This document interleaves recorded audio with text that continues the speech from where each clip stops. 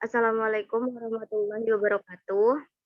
Alhamdulillah, pada hari ini kita masih diberikan kesempatan untuk melanjutkan presentasi logika dasar. Adapun saya dan kelompok saya yang beranggotaan 3 orang, yang di mana Alifa Ainurido sebagai pemateri pertama dan Fadila Lutfia sebagai pemateri kedua, dan juga saya sendiri sebagai moderator. Baiklah, untuk mempersingkat waktu, mari kita mulai presentasi yang berjudul logika deduktif. Kepada Alifa Nurido, saya persilahkan. Terima kasih kepada moderator telah mempersilahkan saya. Jadi, yang pertama kita akan membahas pengertian logika deduktif. Yang pertama, penalaran deduktif atau disebut logika deduktif, yaitu penalaran yang membicarakan cara-cara untuk mencapai kesimpulan-kesimpulan apabila lebih dahulu telah diajukan pertanyaan-pertanyaan mengenai semua atau sejumlah di antara suatu kelompok barang. Penarikan kesimpulan secara deduktif biasanya mempergunakan pola pikir yang dinamakan silogisme. Nah, jadi dapat disimpulkan bahwa penalaran deduktif adalah suatu proses penarikan kesimpulan dari hal-hal yang umum ke hal-hal yang khusus. Selanjutnya, apa itu silogisme? Jadi silogisme adalah suatu proses penarikan kesimpulan secara deduktif. Silogisme disusun dari dua proposisi atau pernyataan dan sebuah konklusi atau kesimpulan. Silogisme dibentuk oleh dua pernyataan yang disebut premis mayor dan premis minor, yang diikuti dengan sebuah kesimpulan atau konklusi dengan fakta lain bahwa silogisme adalah rangkaian 3 buah pendapat yang terdiri dari 2 pendapat dan 1 kesimpulan. Contohnya, semua buku besar adalah tebal. Semua buku besar dan tebal adalah mahal. Premis mayor. Buku A adalah besar dan tebal. Premis minor. Jadi, buku A adalah mahal. Itu konklusi atau kesimpulannya. Nah, logika deduktif itu mempunyai macam-macam silogismenya. Jadi yang pertama, silogisme kategorik, yang kedua silogisme hipotetis, yang ketiga silogisme disyunktif, yang keempat entimen. Langsung saja yang pertama, silogisme kategorik. Jadi silogisme kategorik adalah silogisme yang semua proposisinya merupakan proposisi kategorik. Proposisi yang mendukung silogisme disebut dengan premis, yang kemudian dapat dibedakan menjadi dua, yaitu premis mayor dan premis minor. Yang menghubungkan di antara kedua premis tersebut adalah term penengah atau middle term. Contohnya, semua tumbuhan membutuhkan air, itu premis mayornya. Akasia adalah tumbuhan, itu premis minor. Akasia membutuhkan air adalah konklusinya. Hanya itu yang bisa saya sampaikan. Saya kembalikan lagi kepada moderator. Terima kasih. Baik, terima kasih Alifa telah menyampaikan materi dengan baik. Setelahnya, Fadila Lutfia untuk sebagai pemateri kedua, saya persilahkan. Baik, terima kasih kepada moderator. Selanjutnya, silogisme hipotetis. Silogisme hipotetis adalah argumen yang premis mayornya berupa proposi hipotetis, sedangkan premis minornya adalah proposisi kategorik. Ada empat macam tipe silogisme hipotetis. Yang pertama, silogisme hipotetik yang premis minornya mengakui bagian antecedent. Contohnya, jika hujan saya naik becak mayor, sedangkan sekarang hujan minor. Saya naik becak konklusinya.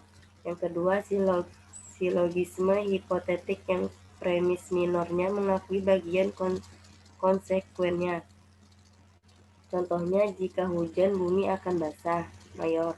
Sekarang bumi telah basah, minor. Hujan telah turun, konklusinya.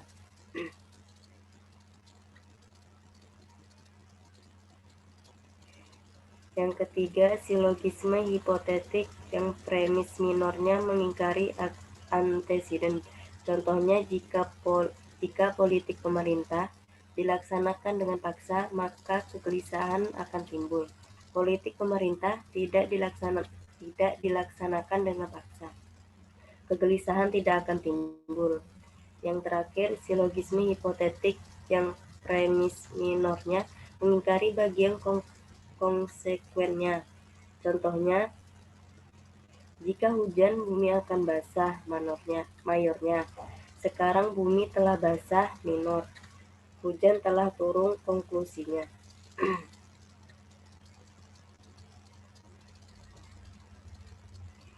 Yang terakhir, silogisme disyuktif. Silogisme disyuktif adalah silogisme yang premis mayornya keputusan disyuktif, sedangkan premis mayornya kategorik yang mengakui atau mengingkari salah satu alternatif yang disebut oleh premis mayor.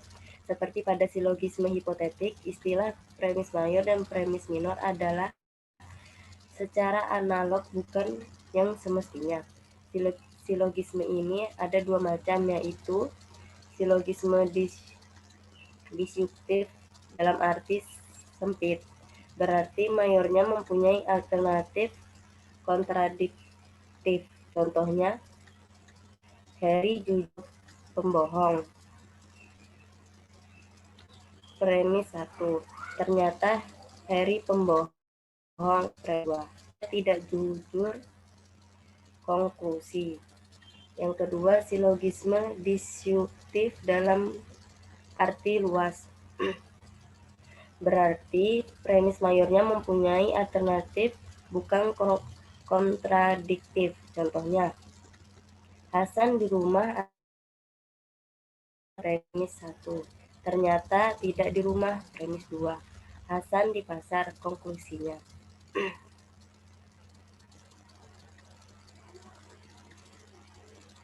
Yang terakhir, entimen.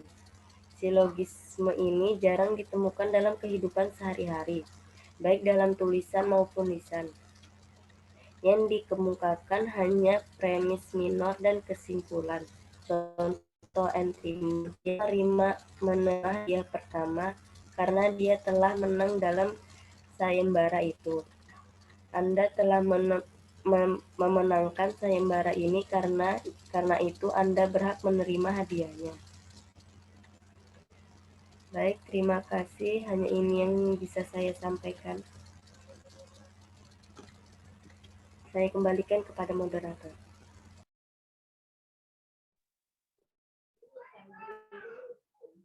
Baik, terima kasih Fadila Lutfia. Untuk yang terakhir, saya akan membacakan kesimpulan pada materi hari ini.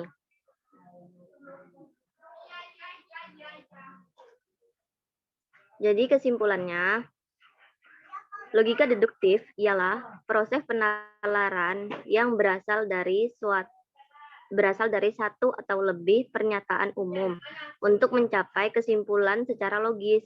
Penalaran dari umum ke khusus untuk membuat kesimpulan. Macam-macam logika deduktif yaitu ada 4.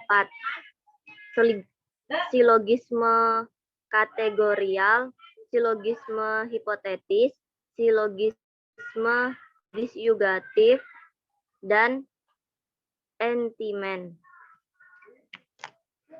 Baik, sekian dari kelompok saya, kurang lebihnya mohon maaf. Assalamualaikum warahmatullahi wabarakatuh.